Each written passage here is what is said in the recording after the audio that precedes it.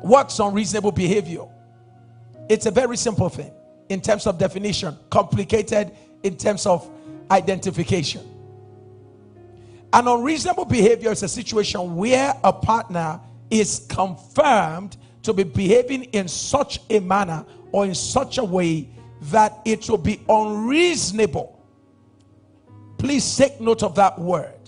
So when they have to prove that in the law court, they have to be able to prove that it's unreasonable to expect such a person or such a relationship to carry on with another person living with such a person who has an unreasonable behavior. So an unreasonable behavior basically is a situation whereby it will be unreasonable for somebody else to coexist with you in a relationship considering your unreasonable pattern of actions, and predictably so, meaning that it is predictably confirmed that you have an unreasonable pattern of behavior.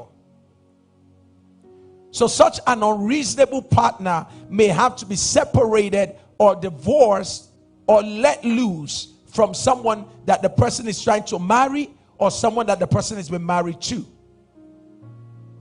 Now, unreasonable behavior has been found to be existing. It's existing amongst men. It's also existing amongst women. We have unreasonable behavior amongst men and amongst women. Yeah. All right. So let's quickly take a look at this. Very good. I see some of you already making some interesting comment, and I will be attending to that very, very shortly. All right. So never forget that when it comes to unreasonable behavior, we're talking about a predictable pattern of behavior that is unreasonable. A predictable pattern of behavior that is unreasonable. That's what we talk about, what we're dealing with. And I'm going to break it down. That's why I said it's simple to define, but complicated to identify. So I'm going to break down the complications surrounding this. I'm going to specifically go to men today. And tomorrow you don't want to miss out because I'm coming for the women tomorrow.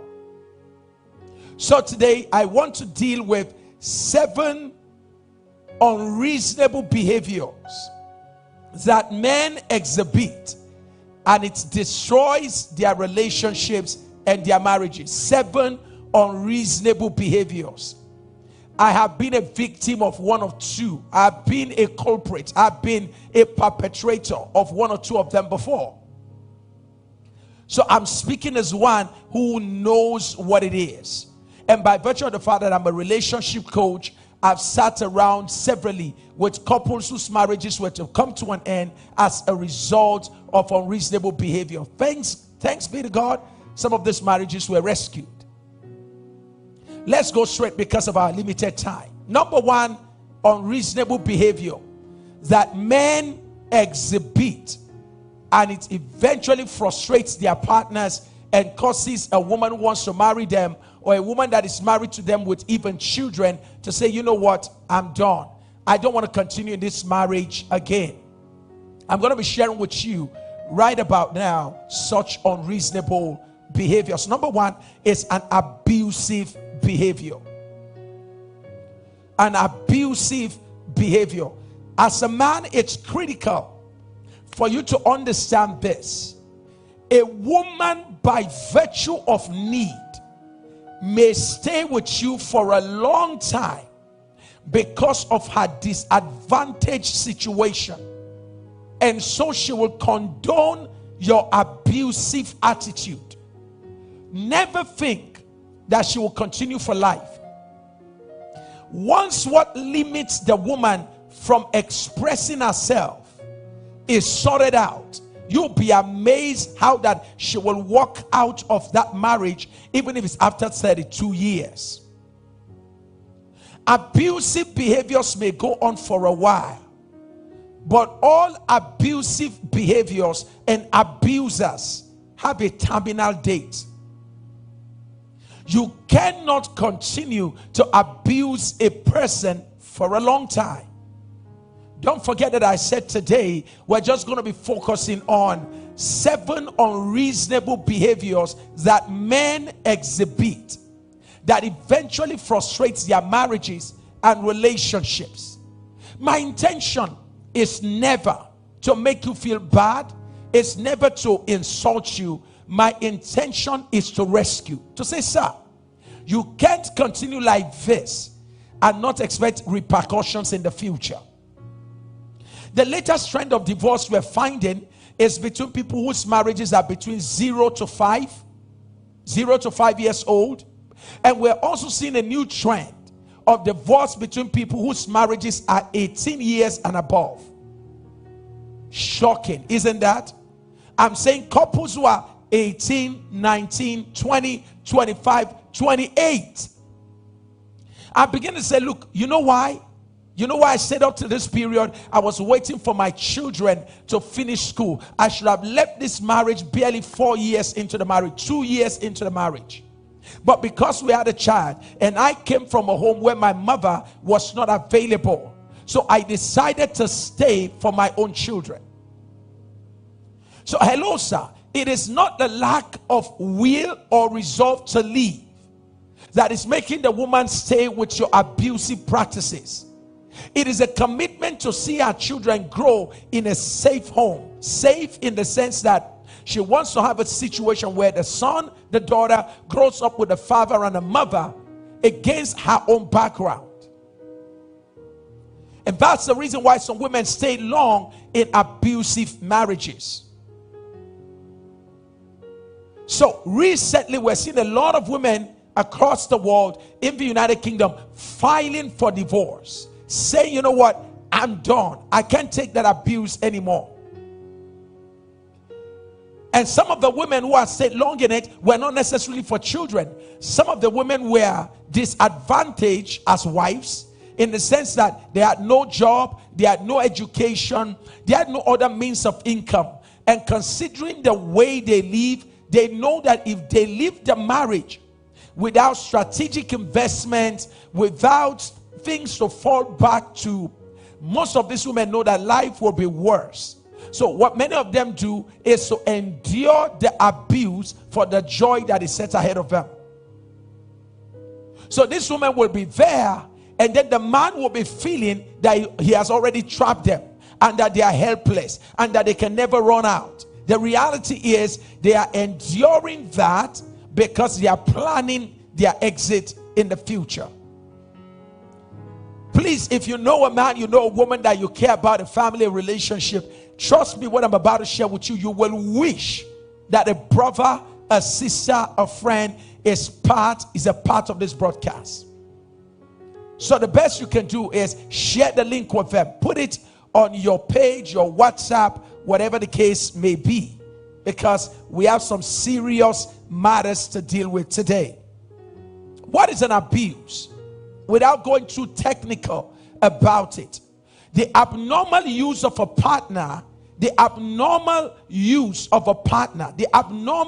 utilization of words on a partner, the abnormal use of force, actions, behaviors on a partner can constitute what we call an abuse. So abuse can be verbal. Abuse can be verbal. The use of injurious words, contemptuous words, critical words, the use of words that demeans, the use of words that destroys the self-esteem, the pride, the use of words that brings down your partner. All of that can be a part of what we call verbal abuse. As a man, you use direct words like you are stupid, you are useless, you are crazy, you have no brain. I told you you are a waste. It's even a pity I married you. Sir, that is abusive. It's what we call verbal abuse. And it destroys marriages.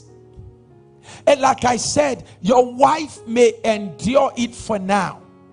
And the reason, trust me, trust me, I'm going to make a joke. Trust me, the only reason you can abuse your wife is because of your advantage. Write it down.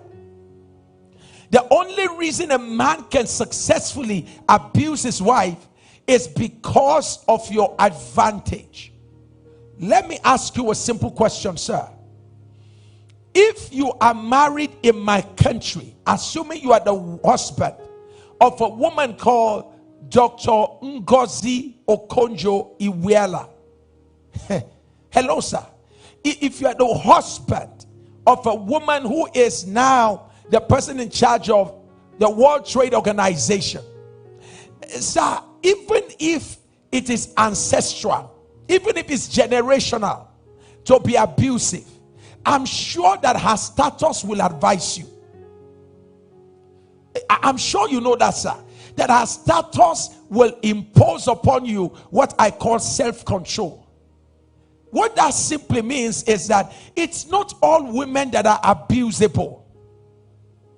The reason we abuse certain women is because of the advantage we know we have over them. If I'm financially advantaged, then I can insult her if she's less. If she looks up to me for money, for income, she looks up to me for clothing, she looks up to me for feeding, she looks up to me for everything. Of course, it naturally predisposes you to be abusive in nature. Just think about it, sir. Just think about it. Imagine that your wife is the current president of one of I think Australia, one of these countries. Just imagine that your wife is a president of a country, sir. And you say, sir, that look, sorry, I don't know. It's just in my family we abuse people. Sorry, sir. The moment you see your wife's security guard, you will advise yourself. You will not know where you have the spirit of self-control. Because even if you don't fear your wife, when you see the people around her, sir, you will become normal. It's natural, sir. So you can see, sir, that behind, I'm trying to take you into what we call the psychology of abuse. The reason we are so quick to abuse the other is because of the established advantage in our minds. Everybody is not abusable. Wisdom and nature should teach you that.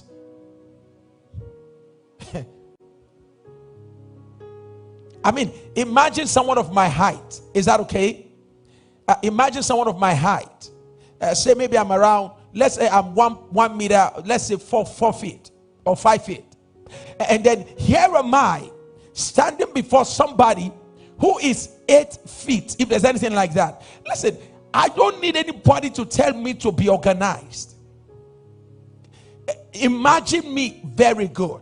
I'm sure some of you know Joshua, the boxer. Now imagine Sam Oye around somebody like Joshua. Nobody needs to. I wouldn't even know when I start saying good afternoon, sir. Sir, yes, sir. You know, because his size compels sense in me. Because if I fear nothing, just the size of the guy, not even talk about his achievement, his belts. So here is the point. The basis for abuse is the recognition of advantage. Oh my goodness. I'm waiting for the fastest finger to write that down. The basis for abuse is recognized advantage. So one of the reasons why men lose relationship is because of verbal abuse. Saying things in the front of your children. You speak words that totally tears their mother in shreds. Unrepentantly so. Your wife will even kneel down in the room, beg you, she's crying, and yet you'll be speaking such harsh and demeaning words on her. Look at your body. Look at your nose. Look at your shape. Look at your size. Verbal abuse. Destructive in nature. More destructive to a woman than a ballistic missile. Because a ballistic missile and a bullet can kill a woman at once. The problem with verbal abuse is that it disintegrates a woman as the years go by. As men, we may speak and think the words are gone. But the reality is that long after our words are over, it begins to sink and begins to work negatively or positively in our lives. If you have a brother who is going to be somebody else's wife, a husband, please tell him to join us, so that your brother will not be the one hurting somebody else's daughter. If you have a friend's husband who works in your office, why don't you rescue her marriage by sending a link to the man right now and say, hey, my fellow colleague in the office, there's something going on. I think you need to hear this. His wife will thank you.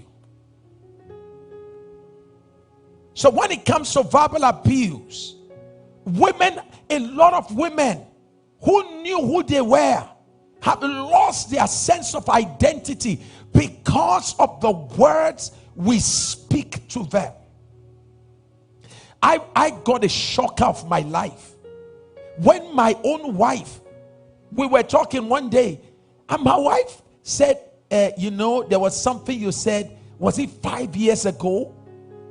And not insultive, but it was a statement I made, and honestly it was an innocent statement. I think we're talking about life generally. And I said to my wife, I said, sweetheart, it's important, because I've seen what has happened with several men whose wives didn't know much about what they do.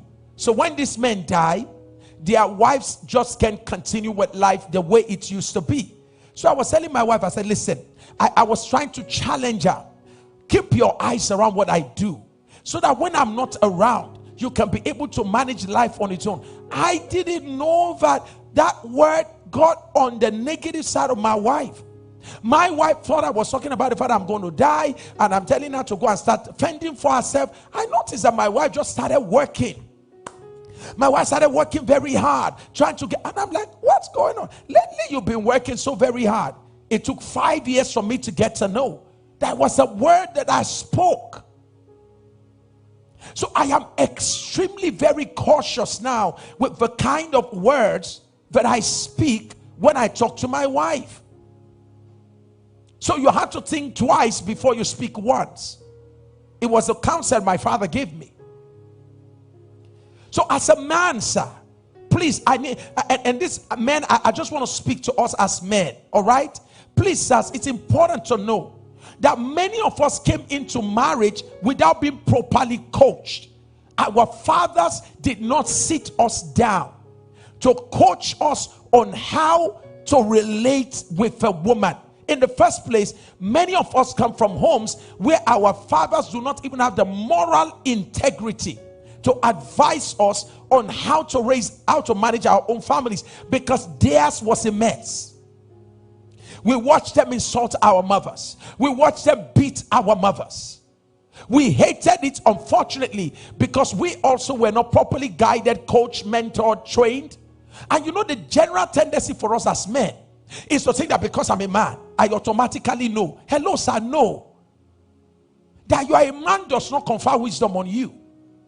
That you are a man does not confer expert knowledge on how to relate with a woman on you.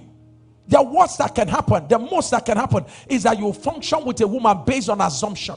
And assumption is the lowest form of knowledge. So as men, we need more men in our lives. Mentoring their lives together. We need to hang out with fellow men. A happy marriage is to your advantage, sir. Can I say that? Please, all the women, help us write it out for them to hear, to see. Please, all the women, very quickly, write it out bold. Women, help us write it out very bold. Is that okay? Just say man. A happy my wife is reiterating what I'm saying here. That is not fair. Tomorrow I'm coming for the women. Trust me, if the men are the first to be whipped and whooped, tomorrow women get ready. It's going to be tough. All right. So women, write this out. Men, a happy marriage is to your advantage. Yes. If you have a happy home, you will not leave work and go to a bar or a pub, a club. You will not on your way go spend time in a club drinking yourself to a state of stupor before going home. If you have a happy marriage, your creativity will be high, productivity will be high. I can't do what I'm doing today if my home is filled with hostility.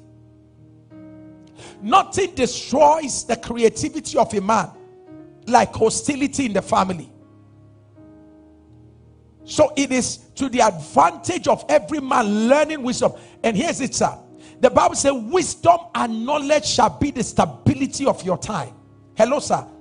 Wisdom and knowledge stabilizes your marriage. I know you read medicine, but how many books have you read about marriage before you got married? I know you read engineering. You spent 7 years to read to become an engineer. My question, sir, is that how many books did you read to become a husband? How many books did you read about being a husband? How many books did you read about being a father? So everything is by assumption. You came into marriage assuming that because you are a man, you will know how to take care of a woman. Assuming that because you gave birth to a child, you will know how to raise a child. It doesn't happen by assumption. And I know you need to make money, Pastor Sam. Who has time? You know, as we're talking now, you're almost like, I don't have time for this relationship program. You know, I need to make money. Hello, sir. If you make money and you lose your family, what is the value? So it's critical to recognize this very quickly, that one of the unreasonable behaviors that men exhibit, that we men exhibit, that destroys our relationships, that makes a lady that wants to marry you to change her mind, unreasonable behavior, is abusive expressions, verbal abuse. The next one is what I call physical abuse, where you are simply gifted in the artistry of slaps. That the easiest move, what we have something called the move of the spirit. For you, the easiest thing to flow in is a gifting. You flow, it's like Tai Chi, Taiwan, it's like Kung Fu. Yep. So you flow in that naturally. The easiest thing your wife does, you are just free. It's gift. Pop. You slap, you punch, you choke, you put on the ground. Think about it. It's so amazing to know that as men, we don't even stand up to our equals outside. But when you see us beating our wives, we want to prove to her that we are skillful wrestlers, extreme boxers, and very talented kickboxers and Chinese. Suddenly we become Chinese people when we are dealing with our wives. Honestly, it is the lowest expression of your masculinity to raise your hand on your wife. Oh my goodness. Did I just say that now? It is the lowest expression of a man's masculinity to express physical abuse on his wife or on his girlfriend. It is the greatest proof of immaturity. It is the greatest proof that you have not yet contained and restrained yourself. You are allowing the beast in you to find expression instead of the best in you. In every man, there is the beast and the best. And the reality is, if you do not train yourself, the beast in you will always find expression. Here's what I want to say, sir. Don't get rid of the beast. The beast is needed to function in the jungle. That's where lions, that's where hyenas, that's where leopards, that's where jaguars, they function in the jungle. They need to function as the beasts that they are in order to capture, take territories, and get the best. But when you come home, even a lion, when it gets back home, it functions in its best, not as a beast. So when coming home, let the best come home. When going to work, let the beast, and when I use the word beast, is a metaphor for the man who is domineering, controlling, capturing, intimidating. Do that in the marketplace.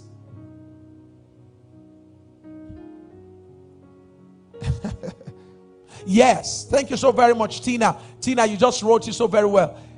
The lowest expression of a man's masculinity is expressing physical abuse on his wife. Physical abuse is the lowest expression of a man's masculinity. I'll be telling you what you need to know about the woman tomorrow. So we have physical abuse, verbal abuse, and we have sexual abuse. I have talked with a lot of women lately, married and unmarried, who have had men in their lives, who still have men in their lives, who will pick them up. I'm not going to be graphic here, but I'm going to be as close as possible because we're dealing with practical issues.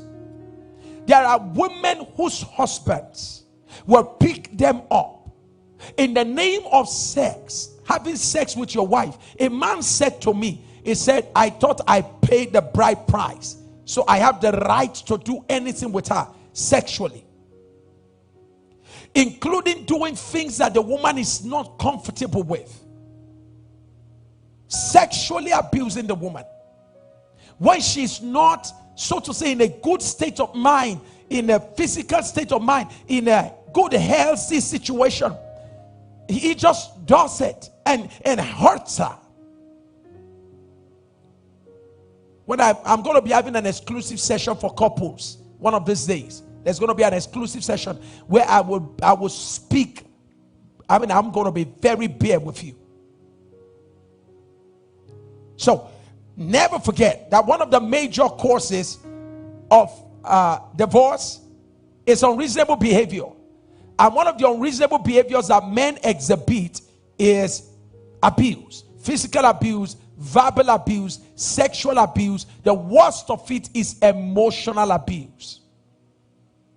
The worst of it all is emotional abuse. The pain of emotional abuse. Nobody can stand. Using contemptuous word. Look at you. Who do you think you are? If not for me, will somebody like you be anything? Such very, very destructive words. This is just number one. We are going 6 more. So call your friends, call your brother, call even pastors. Yes, it's happening in the homes of pastors. It's happening in the homes of pastors. That's why you're seeing divorce now going on among pastors. And there are many more divorces coming. Because there are many pastors who are just enduring. There are many pastors who are just enduring. When they find their rhythm, they will check out of their marriages. Number two, when it comes to the second reason why, a second kind of unreasonable behavior, it is what we call irresponsible behavior. I'm sure your mind will run loose now and you're going to quickly remember somebody. Irresponsible behavior. When a man will wake up in the morning, I mean a man, you know, to be a man, to be born a male is a matter of chance. To become a man is a matter of choice. It's one thing to be a male, it's another thing to be a man. Now, it's only a male that wakes up in the morning. You have no job, no income. Your wife wakes up at 5 o'clock. She cooks. She pays the rent. She fuels the car. She pays the bill. Your wife. There's nothing wrong with your wife supporting you. But I'm saying now, she's the one carrying all of that. And once in a while in the life of a man, that moment may come. But I'm saying that there's a set of men who are grossly irresponsible. And this set of men are men who perpetually, they like pleasure, but they don't like pressure. They like profit, they don't like investment. They like results, they don't want to put in effort. They want a good house. They want to wear the best of dresses. The last thing they want to do is to go to work. It's a sign of irresponsibility when a man does not respond to his duties. It is a duty of a man. It is a duty of a man to take on his duties. Financially, you never abdicate your financial responsibilities. Oh, this is getting very hot now. You never abdicate your financial responsibilities as a man. Your honor is tied to it. Your dignity is tied to it. You don't have to be a millionaire. You don't have to be a billionaire. You don't have to have all the thousands in this world. But please, it is critical for the preservation of the dignity of the man that you are, that your wife sees you go out. Go out. It doesn't make sense that your wife wakes up at 5 a.m. To pray. I mean, she wakes up at 4. She does her prayer, cooks food in the house. At 5:50, she joins a prophetic prayer hour. She's even joining and she's going to work. You slept at 9 p.m. the day before.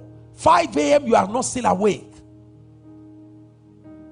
You don't have a prayer life. You don't have a Bible study life. You don't have a financial life. And the one that I hear lately that shocked me was that a man sat down and told his wife, whom I know, he told her he doesn't go to work. He said she should come and lay her income at the apostles' feet. I'm like, I've never had this chance. Really? He said he's the apostle in the house. So she goes to work. And this woman leaves home very early in the morning. And she comes back sometime 10 p.m. in the night. What does he do? He wakes up in the morning, drives the car that she bought, the car that she fuels. He stays in the house, watches movie. A man, tie wrapper around his waist, with chewing stick in his mouth, expecting breakfast that he did not labor for. And then at night she comes back at 10 o'clock, and then the next thing he does, he didn't cook for her. He's waiting for her at 10 to come back. And then he will now tell her, I want you to go and cook. She should go and cook at 10. And she says sometimes he eats his last meal at 12 in the night. What was he doing all day, all evening? And when he finished eating, then the next thing he does is, where are you? Where are you? Come into the bedroom. Lie down. And lie down. And he lies down, and then he comes into her. He just uses her, and he starts snoring. He joins his ancestors snoring. It is so sad to know that unfortunately that marriage ended tragically. And the woman has moved out of the country as I speak. It's gross irresponsibility for a man not to respond to his duties. There's nothing wrong for your wife to support you, but she's not assigned to carry you. Please, all women, hear what I said. The Bible says, I will make him a help meet. The woman is to be a help meet. She's not to be a carrier. The woman is not designed to carry a man. You can never carry a man and not cripple him. The Bible says there was a young man called Mephibosheth. Yes, Mephibosheth. The Bible says that his father left him in the hand of a woman. And when there a nurse, when there was battle, she was running, she did her best. But in the heat of battle, she couldn't do much more. So he fell and became crippled. That's what happens when, as a married man, your wife is carrying you. I mean, by choice. You married her to carry you. So your marrying her was strategic. You chose her because you know she has the competence to carry you financially. And those of you women who are watching, who have become mothers to men and carried the man, no wonder you've crippled his ability to stand and do what a man should do. You have overmothered him.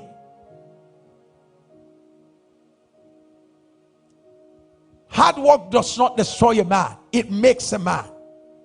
The first thing a man should find is work, not wife. The dignity of a man finds expression in the workplace. Our pride is connected to our success at work. To be feeding a man, to be carrying a man that you are supposed to be helping to work, it's not help at all. You are hurting his future, and it will come back at you. Madam, I'm going to ask you a question. If you continue like this at old age, when you have spent all your life carrying him, who will carry you at old age? Again, I'm going to make it clear. There is nothing wrong with helping your husband. Everything is wrong if you're carrying him. If you're sharing, you better do, because I'm going to take you to the next one now. Number 3, very, very quickly. Number 3. One of the unreasonable behaviors that men exhibit that destroys our marriages is what I call authoritarian behaviors. Controlling behaviors. Intimidating behaviors. Threatening behaviors. Scaring behaviors. You appear at home, your wife is afraid. The children run around. When they hear you are coming, daddy is coming from afar. Like it was in my time. Children start running around the house trying to hide because the lion of the tribe is coming. Your wife suddenly begins to fidget. She's calling yes, no, no, yes, because of fear. And you bask in the fact that your wife is afraid of you. You enjoy it. There's so much rules and regulation in your house, no relationship. It's an authoritarian environment where your rule is final. It is the law of the Medes and the Persian. Once spoken, it cannot be reversed. It is a level of authority that you command. Nobody asks you question. Obey without complaint. All decisions in the families, you make them. Your wife is to be seen and not to be heard. Wedding plan, you are the one, 100%. You even chose a wedding gown for the lady.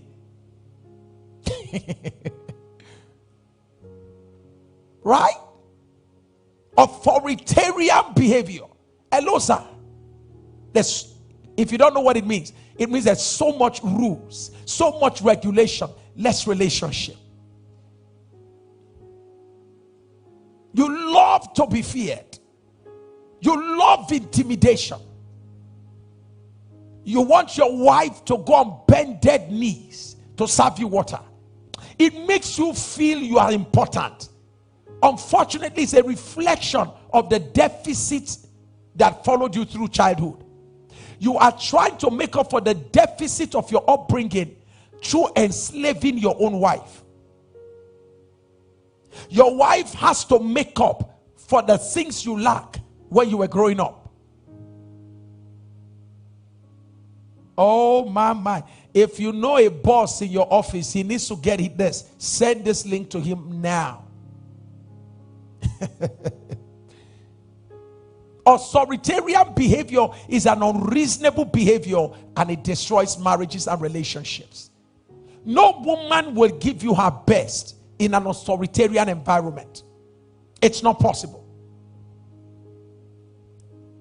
The next unreasonable behavior that men exhibit that destroys our marriages and relationships is what we call immoral behaviors. Unrepentant immoral behavior. You sleep with house helps, you sleep with colleagues, you're planning to marry your wife, the lady you are planning to marry, but she's also aware you are sleeping with her friends. And you say, so what? That's what happens to us as men. It's our weakness as men. Just simply immoral. You sleep with your wife's friend, who is also married. And there's nothing wrong. You don't. The worst part is that you feel justified. You go to chat rooms, and there you engage in sexual activities in chat rooms, and you don't care. There are even men who are afraid of their wives. They password their phones, but you don't even care. You let it open and tell her, if you like it, fine. If you don't like it, stay with it. You watch pornographic stuff and masturbate, and your wife is there saying, I need you. You don't care about her. It's called an immoral behavior, and it's an unreasonable behavior that is destroying marriages as I'm talking to you. Don't forget that there are major drivers of divorce and breakup. Number one is what we call poor communication. We dealt with that last week. Go back and watch the video. Infidelity. We dealt with that for 3 days last week. Go back and watch that on my page. Today is something that is the leading cause of divorce in the United Kingdom now. It is called unreasonable behavior. A predictable pattern of behavior that is unreasonable. And one of it is immoral behavior. You're a pastor, your wife is aware you are sleeping with choir members, small girls who are ushers, CEO. Your wife is aware, and you don't care that some of the girls that you employ, all those small girls you employ in your office, and you already have qualification, they must be tall, fierce, slim, not married, right? And then you say you're traveling with them. You're going to Dubai for training, for conference. And then night after night, these guys are taking turn in your room. Sometimes you're even with them when you're talking with your wife on the phone. It's an unreasonable behavior, sir. It's unreasonable. And by the way, don't forget what I said. You can be having your way now. The consequence will come later. And why am I talking to you, sir? So that the consequence does not come. We can truncate it right about now. Another unreasonable behavior is what we call addictive behaviors. Gambling, smoking, drinking, drugs. Even to sleep with your wife, you have to go and take some drugs. Now, where medically you are advised to do that, I'm not against that. But I'm saying that you're just addicted to drugs, marijuana, cocaine. And it's destroying your sense of reasoning. There's help. It's an unreasonable behavior to be hooked on drugs. Very soon your kids will be on it. Another unreasonable behavior is what we call unsupportive behavior. Your wife can't make reference to any support you give to her business, her dreams, her career. You never support your wife. You're never a shoulder for her to stand on.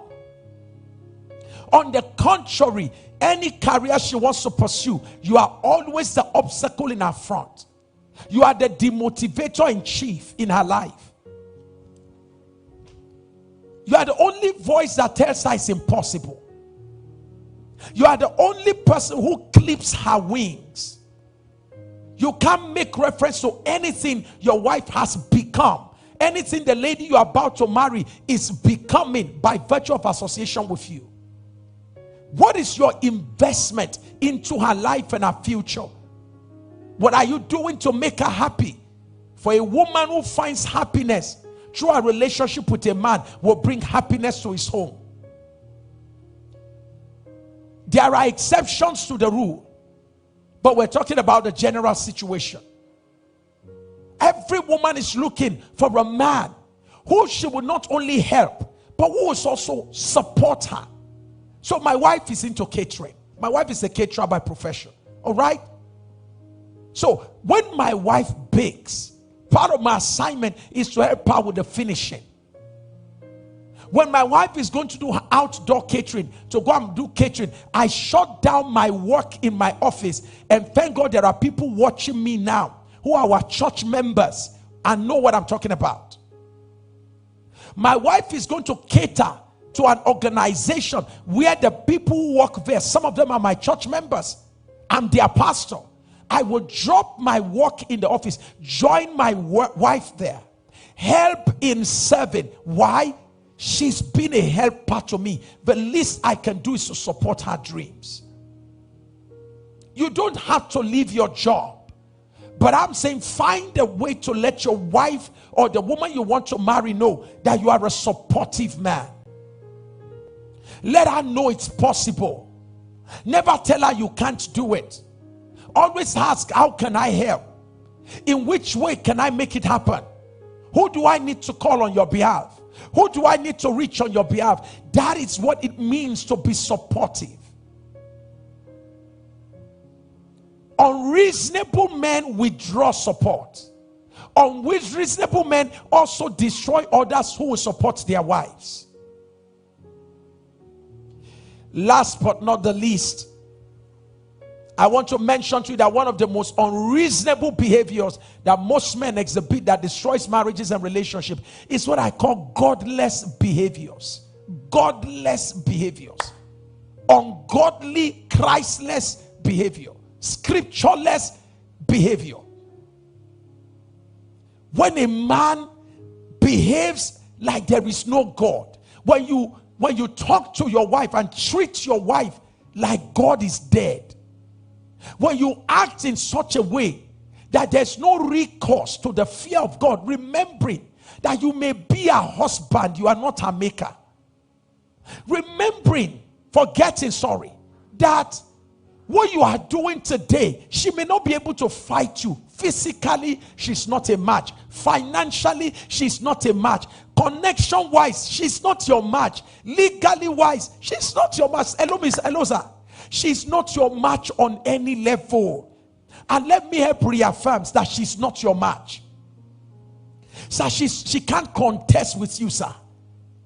You are the alpha, sir. We give it to you, sir. You are the alpha. You are the omega. You are Ranka Dede. In outside my country, we call you Ranka Dede Zaki. You are Kabiosi. But sir, let me say this. Every king should know there's a king of kings. Every lord in a house should know that there is a lord of lords. Every governor in a house should know that there is a governor of the universe. So please, I'd like you to remember that there is a God who brought down Nebuchadnezzar in his might. Nebuchadnezzar says, see Babylon that my hands have built. God said, I want to let you know that I still stand supreme. And God reduced Nebuchadnezzar, the mighty emperor of Babylon, the invisible, invincible Nebuchadnezzar. God brought him down. God made him to eat grass, stay in the bush as a beast for a while. When he went through that, Nebuchadnezzar said, my senses returned to me. And I recognize that there is a God higher than I am. Sir, it doesn't have to get bad for you to recognize God. It doesn't have to, you don't have to lose your career, sir. That's why I'm talking to you, sir. You don't have to lose what is making you feel superior to your wife before you now recognize that God made us all different but equal. When it comes to position, you are the leader. We don't take that from you, sir. But please remember, there is God. How you are treating that woman. She doesn't follow you around, but that woman is keeping your children. That woman is taking care of everything, your business, so you can focus on your own assignment. Sir, look at you, sir. Look at how you are climbing up. See how you are making progress on the ladder of life. Because there's a woman who is a ladder holder, who is holding steady your ladder so you can have climbs. So wisdom demands at some point that you should be smart enough to bring up the ladder the woman who has held it up for you before. It is therefore important for every one of us as men to recognize that yes, we are the leaders of the house. God has put us in charge. But unreasonable behavior will not go unpunished. There was a man, a son, that's one of the sons of Judah. The Bible says when he was to impregnate a woman, he acted unreasonably. And the Bible says God killed him because he was a wicked man. So unreasonable behaviors are the reflection of wicked men. God killed him. There was another man. His name happens to be Nabal. He acted in an unreasonable way to David, in an ungrateful manner. And there are men who are ungrateful. With all your wife has done, now you are a big boy, you are a big man, you have money now. And the person that will receive bad treatment is the wife that stayed with you. So there is God. Herod felt he was invisible. Herod began to make oratory and everybody was praising Herod like people are praising you now, sir. And Herod asserted to himself glory. And God said, I'm going to teach you a lesson. And right before the people praising him, God reduced Herod to maggots. He died instantly. Unreasonable behaviors. Nabal, David had helped him. And the Bible made us understand that at some point, David needed help. And now he's an empowered man. He acted in an ungrateful way, which communicates unreasonable attitude. And God supervised the killing of that man. That man also died. Lost his wife to David. What do you do if you're a single lady and all these unreasonable behaviors, they are in the guy you want to marry? My sister, number one, since you've recognized it, don't excuse it. So the first thing to do when dealing with unreasonable behavior, recognize it. Number two, refuse to excuse it. Don't say, hey, he's a nice man, it's just that he acts unreasonably. No. Don't excuse it. Number three, reach out for help. Reach out for help. You're a married woman. You are married to a man who is unreasonable. Recognize it. Refuse to excuse it. Reach out for help. There are people around you who can guide you on the next step to take. Don't take any decision until you are properly counseled. There are better ways to deal with unreasonable behaviors. It doesn't have to result in divorce. One of the best ways is to pray about it. If it is abusive physically, emotionally, and all of that, there are other ways to deal with that. Because of my time, I will not be able to go into that today. Maybe I'll touch on that tomorrow. But the first thing to do, never forget, recognize unreasonable behaviors. How do you recognize them? Watch this broadcast again and again. Write out the 7 unreasonable behaviors that I mentioned. There are more, but I just mentioned the 7 serious ones. Write them out. Anytime you're in a relationship and you start seeing these behaviors, recognize them. Number 2, refuse to excuse them. There should be red flags. Number 3, reach out for help, whether you're married or not. I'm out of time, but I'm not out of words.